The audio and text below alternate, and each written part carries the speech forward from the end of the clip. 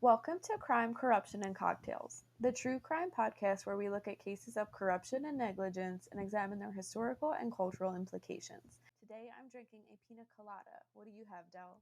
I am drinking a glass of red wine, and on this week's episode, we're going to be looking at the bizarre circumstances surrounding the death of actor Bob Crane. The seemingly unsolved murder exposed the dark secret of a beloved actor and revealed that things aren't always as they seem on the outside. Before we get into the events surrounding his death, let's look at his life and career. Bob Crane was born Robert Edward Crane on July 13, 1928, in Waterbury, Connecticut, to Rose and Thomas Crane. He was the youngest of three sons and had the typical American upbringing. Bob married his high school sweetheart, Anne Pizarin, in 1949, and together they had three children. Bob's career started in radio broadcasting, where he hosted a morning show that combined his earlier interest in music with a slew of interesting guests, including Marilyn Monroe, Frank Sinatra, and Bob Hope. He always had ambitions to start acting and landed a guest hosting spot where he filled in for Johnny Carson on his game show, Who Do You Trust? This led to roles on The Twilight Zone, Alfred Hitchcock Presents, and Electric Theater. Bob would eventually land a guest spot on The Donna Reed Show, and his success on the show led to him becoming a regular cast member. Bob Crane's breakout hit would come in 1965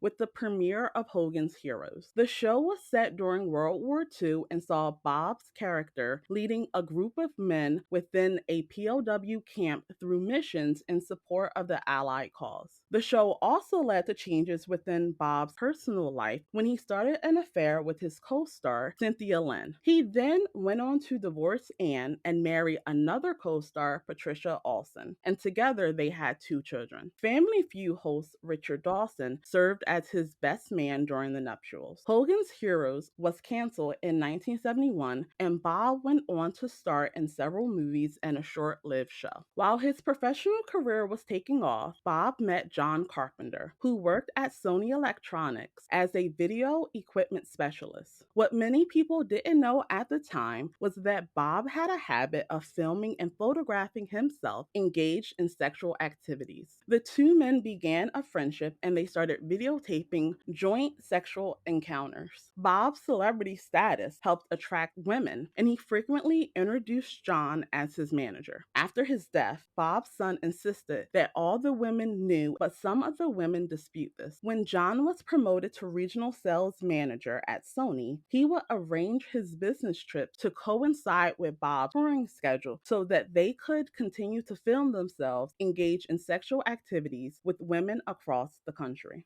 On June 28, 1978, Bob Crane's co-star Victoria Berry showed up at Bob's home at Winfield Apartments when he failed to show up for work. There, she discovered his body, which had been bludgeoned, and he had an electronics wire wrapped around his neck. The murder weapon has never been concretely identified, but it is believed to be a camera tripod. The investigation into his murder was faulty from the start. The Scottsdale Police Department had no homicide division, and the detectives were not adequately equipped to handle murder cases, especially ones with a high profile. Although the crime scene yielded few clues, the detectives did note that there was no forced entry that would lead them to believe that Bob knowingly led whoever his killer was into the apartment, indicating a level of trust. Detectives went through Bob's videotape collection and identified John Carpenter in several of the tapes. John's car was impounded and blood smears were found on the seat that matched Bob's blood type, but police were not able to get a DNA match as the technology was not yet available. They were also able to determine that no one else with that blood type was in John's car. Since there was little in the way of evidence, the Maricopa County District Attorney's Office declined to press charges against John Carpenter for the murder of Bob Crane.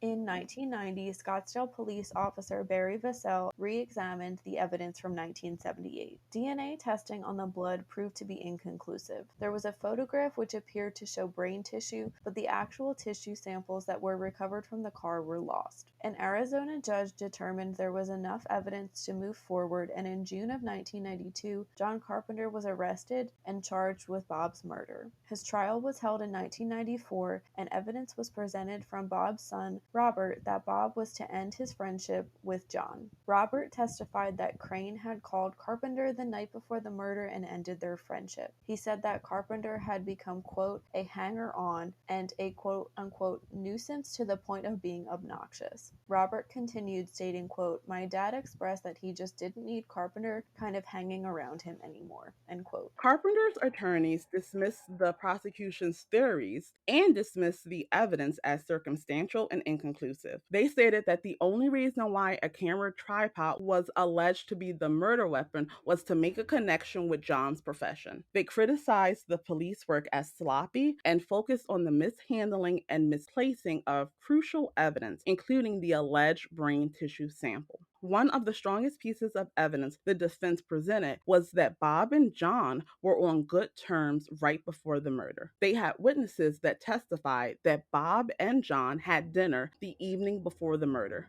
The defense presented alternative suspects, including the women who had been filmed and an actor who had threatened Bob right before his murder. His wife, Patricia Olson, was also thought to be a suspect by Bob's son Robert, but this might have been over a money dispute because Bob's estate had been left entirely to Olson. Carpenter was acquitted in 1997 and maintained his innocence until his death in 1998. Bob Crane's murder is still officially unsolved, but the lead detectives believe that John Carpenter is the murderer and no other suspects have ever been charged in connection to Bob Crane's death. Jenny, what are your thoughts on the murder of Bob Crane, and do you believe that John Carpenter is guilty? This is one of those cases or like Hollywood stories, Del, where I think we've talked about this before. Like we've seen this on like craziest Hollywood moments on like the Entertainment Channel or like VH1 or something. I definitely remember hearing about this when I was younger, but I didn't really know who Bob Crane was. I've never seen Hogan's Heroes, but I know my grandparents were fans of it. It's really sad,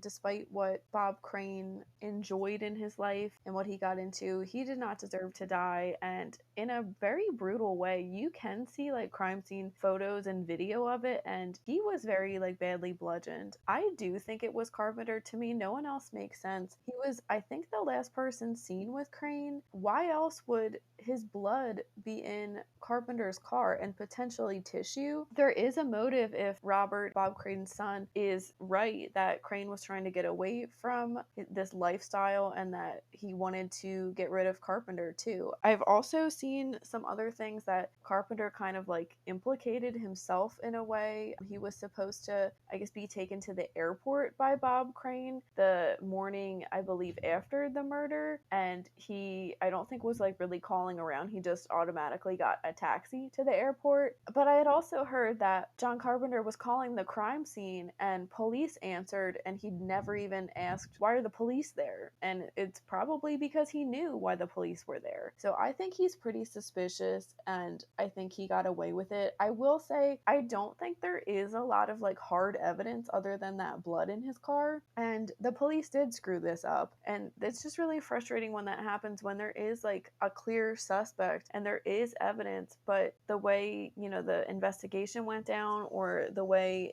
evidence was handled makes it too difficult to prosecute. Is really frustrating. What do you think? I definitely agree with you. This was one of the first Hollywood type true crime cases that I really got into and, devoted some time to research. And I definitely do think that John Carpenter is guilty. I think that, like you said, this is one of those cases where if the police had done their job, then the evidence would have been preserved in a way where even if the technology was not available right then, later on, there would have been some ability to prove that John Carpenter was guilty. I think that when you look at the fact that you had blood samples, you had tissue, you had all of this evidence, and it was just misplaced. Like, how do you misplace evidence in a murder? And how do you have a city that does not have a homicide division? It's not like it was a place that had zero homicides. So why wouldn't you make sure that your police department was equipped to handle this type of crime, whether it was high profile or not? I think that the police would have definitely been helped if they brought in some outside investigators, maybe the FBI or some type of agency like that to assist them in the beginning. And then maybe we wouldn't have had the pitfalls that we've seen in this case. And essentially, a high chance of someone getting away with murder is always really weird to me when a case like this is classified as unsolved when we know who did it, we just can't prove it. It's kind of frustrating. And there's been several cases like that. Whether it was John Carpenter, a woman who was filmed, or his wife, many have connected Bob Crane's death to his homemade sex tape. Many have speculated that the trappings of fame led Bob Crane down a path of sex addiction, fetishism, and a double life that no one would have suspected from the clean-cut, likable Hollywood star. Many people have a separation between their public and private life. This is a normal phenomenon that often does not indicate anything nefarious. However, many times people, especially celebrities, are led into double lives that are destructive and will cause major consequences if exposed to the public. Celebrities often have very polished images, and when their double lives are exposed even in death, many are unable to balance the enjoyment from their work and their perspective of that celebrity with the torrid details of their private lives. Double lives that include sex, drugs, or criminal activity often draw the most ire from the public.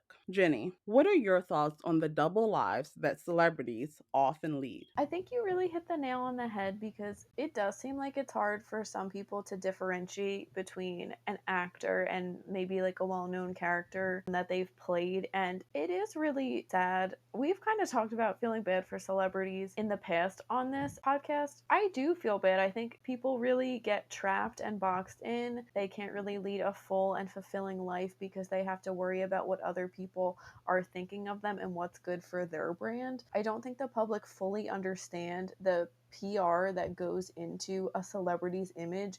Very little is genuine. I mean, people can be posting things on social media, but that's really what they just want us to see. That's not necessarily the real life that they're living. And, like, we're not privy to all of that information just because they are a public figure.